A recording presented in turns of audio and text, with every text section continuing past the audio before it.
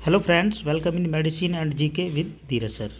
तो बच्चों, आज हम एनल सेक्स के बारे में बात करने वाले हैं। कुछ कपल्स की जो हमारी पास क्वेरी आई थी, कमेंट भी आया था कुछ बच्चों का कि सर जो एनल सेक्स होता है वो क्या होता है।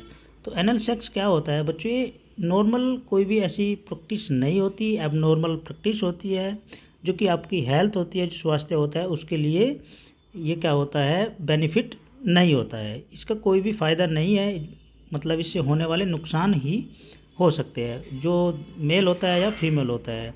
तो ये एक प्रकार की नॉर्मल प्रैक्टिस होती है। कुछ पार्टनर्स क्या करते हैं, अपने पार्टनर्स को मतलब बताते हैं कि ये सब करना है, हालांकि ये अच्छी उसमें नहीं आता। ये एबनॉर्मल कंडीशन होती है या एबनॉर्मल प्रैक्टिस मानी जाती है, तो उसको एनल सेक्स कहा जाता है। सबसे पहले अगर हम बात करें, जो एनस होती है आपकी, उसके अंदर कोई भी सिक्रीशन वगैरह नहीं होता, और जो आपका वेजाइना होता है, वेजाइना के अंदर सिक्रीशन होता है। तो अगर उसके अंदर सिक्रीशन नहीं हो रहा है तो उसकी वजह से जो अब मेल कैंडिडेट होता है और जो फीमेल कैंडिडेट भी होती है, उसको दोनों को प्रॉब्लम आ सकती है। ब्लीडिंग भी हो सकती है, वहाँ से ब्लीडिंग भी हो सकती है। दूसरी चीज़, जो एनल होता है, एनल का जो लास्ट वाला या जो एंडिंग पॉइंट होता है वो जीआईटी से कनेक्ट होता है, और वहाँ से हमारा क्या होता है, स्टूल पास होता है बच्चों।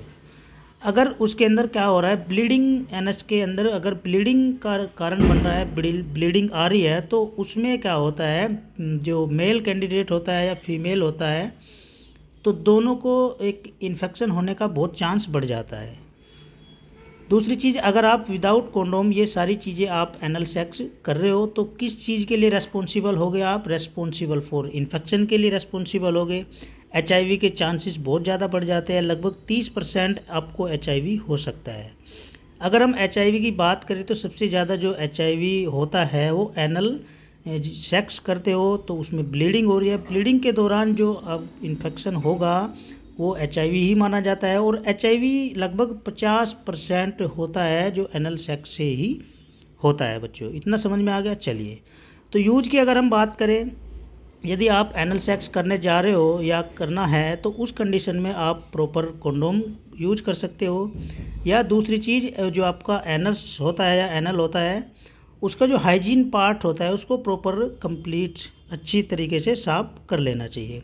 जो हेयर्स होते हैं, हेयर्स को भी कट कर लेना चाहिए, और जो हाइजीन पार्ट्स है एनल का, उसको प्रॉपर क्लीन कर लेना चाहिए, तब जाके आप यूज कर सकते हो।